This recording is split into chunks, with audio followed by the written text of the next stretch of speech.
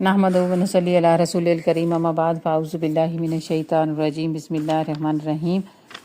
اللہ سبحانہ تعالیٰ اولیاء اللہ کی شان میں قرآن کریم میں فرماتا ہے کہ خبردار جو اللہ کے ولی ہیں ان کو دنیا کا خوف آخرت میں غمگین ہوں گے، وہ جو ایمان لائے اور تقوی اختیار کیا۔ ولیوں کے سردار حضور غوث اعظم رضی اللہ تعالیٰ عنہ کے حالات زندگی، ان کی تعلیمات کے جو مضامین مظہر جمال مصطفی سے لیے گئے ہیں، تالیف حضرت نصیر الدین ہاشمی قادری برکاتی کی، اس میں جو ہمارا عنوان چل رہا ہے وہ ہے حضور غوث اعظم رضی اللہ تعالیٰ عنہ کی کرامات کی کرامت ہے چور کو کتب بنانا۔ روایت ہے کہ حضور غوث اعظم رضی اللہ تعالیٰ عنہ جب مدینہ منورہ کی حاضری سے واپس بغداد شریف تشریف لا رہے تھے تو ایک چور راستے میں کھڑا کسی مسافر کا انتظار کر رہا تھا کہ اسے لوٹے۔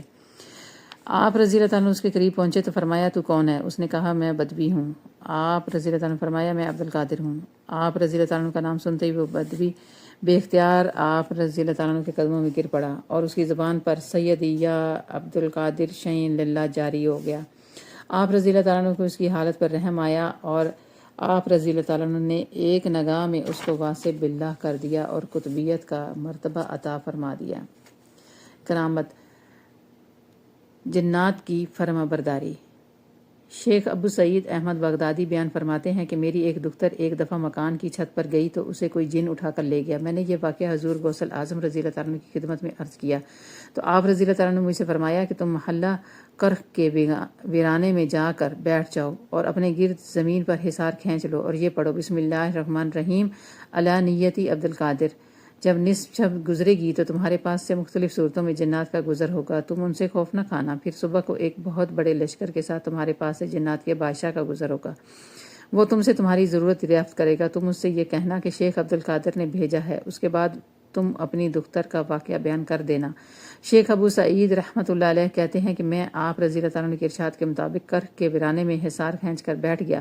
وہاں سے جنات کے بہت سے گروہ ہیبت ناک صورتوں میں گزرتے رہے، حتیٰ کہ صبح کے وقت جنات کے بادشاہ کا گزر ہوا جو گھوڑے پر سوار تھا، میرے حصار کے سامنے آ کر ٹھہر گیا اور مجھ سے میری ضرورت دریافت کرنے لگا۔ میں نے کہا مجھ کو حضرت شیخ عبد القادر جیلانی رضی اللہ تعالیٰ عنہ نے بھیجا ہے۔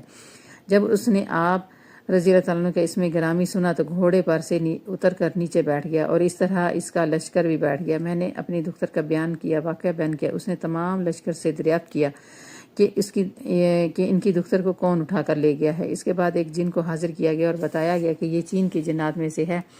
شیخ ابو سعید رحمۃ اللہ علیہ کی دختر اس کے ساتھ تھی تو بادشاہ نے اس سے پوچھا کہ تو نے ایسی جرت کیسے کی؟ اس نے کہا یہ مجھے اچھی معلوم ہوئی اس لیے میں نے اس کو اٹھا کر لے گیا۔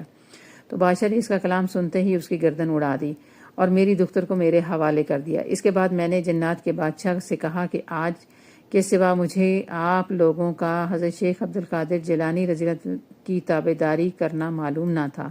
وہ کہنے لگا کہ بے شک شیخ عبد القادر رضی اللہ تعالیٰ عنہ ہم میں سے تمام سرکش جنات پر نظر رکھتے ہیں، اس لیے وہ آپ کے رضی اللہ تعالیٰ عنہ کے خوف سے بھاگ کر دور دراز مقامات میں جا بسے ہیں، کیونکہ جب اللہ تعالیٰ کسی کو کتب بناتا ہے تو جن اور انس دونوں پر اسے حاکم بنا دیتا ہے۔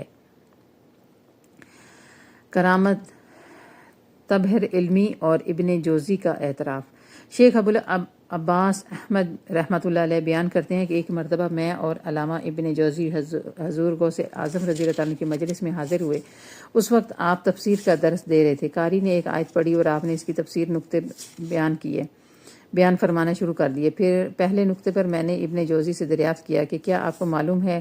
تو انہوں نے کہا ہاں مجھے معلوم ہے۔ یہاں تک حضور غوث اعظم رضی اللہ تعالیٰ نے اس آیت کریمہ کے گرد نقطے بیان فرمائے۔ ہر نقطے پر میں ابن جوزی سے دریافت کرتا رہا، وہ اس بات میں جواب دیتے رہے۔ اس کے بعد حضور غوث اعظم رضی اللہ تعالیٰ نے 40 نقطے بیان کیے۔ 11 نقطوں کے بعد ہر نقطے پر میری دریافت کرنے پر ابن جوزی علمی کا اظہار کرتے رہے۔ اس کے بعد حضرت غوث اعظم رضی اللہ تعالیٰ نے فرمایا کہ ہم قال کو چھوڑ کر حال کی طرف آتے ہیں، اور آپ نے یہ فرمایا کہ مجلس میں ایک روحانی اضطراب پیدا ہو گیا اور ابن جوزی نے عالم وجد میں آ کر اپنے کپڑے پھاڑ لیے۔ کرامت بزاز کا آپ پر اعتراض، سزا اور معافی۔ شیخ ابو الفضل احمد بیان کرتے ہیں کہ حضور غوث اعظم رضی اللہ تعالیٰ عنہ قیمتی لباس زیب تن کیا کرتے تھے۔ ایک روز آپ رضی اللہ تعالیٰ عنہ کا خادم میرے پاس آیا اور کہنے لگا کہ مجھ کو ایک ایسا کپڑا دو جو فی گز 1 دینار قیمت سے کم نہ ہو۔ میں نے وہ کپڑا اسے دے دیا اور دریافت کیا کہ یہ کس کے لیے؟ خادم نے کہا یہ کپڑا حضرت شیخ سید عبد القادر جیلانی رضی اللہ تعالیٰ عنہ کے لیے ہے۔ میں نے دل میں اعتراض کیا کہ آپ رضی اللہ تعالیٰ نے عمرہ و سلاطین کا کوئی لباس نہیں چھوڑا۔ میرے دل میں بھی ابھی یہ گزری تھی کہ میرے پاؤں میں ایک میخ آ کے لگی جس سے میں مرنے کے قریب ہو گیا۔ لوگوں نے بہت کوشش کی مگر وہ میخ باہر نہ نکل سکی۔ میں نے کہا مجھ کو حضور غوث اعظم رضی اللہ تعالیٰ کی خدمت میں لے چلو۔ آپ رضی اللہ تعالیٰ نے فرمایا کہ اے ابوالفضل خدا کی قسم میں نے یہ لباس بے حکم الہی پہنا ہے۔ اے ابوالفضل یہ مردوں کا کفن ہے اور میں نے 1000 موت کے بعد اس کو پہنا ہے۔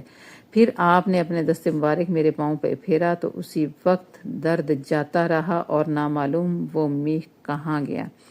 یہ سلسلہ ابھی جاری و ساری ہے۔